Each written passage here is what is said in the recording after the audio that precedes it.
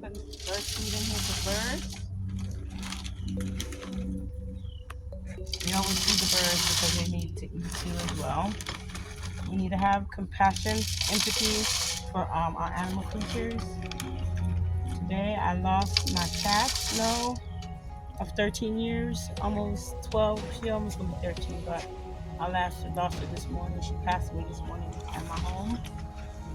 So I just want to tell you guys, always have compassion, empathy for your animal friends, because they also a part of your family. And please remember, be kind to God's creature. Now that I've pulled this up, you guys have a blessed day. Please like and subscribe to our channel, and I will be putting a picture up of Snow and the end of my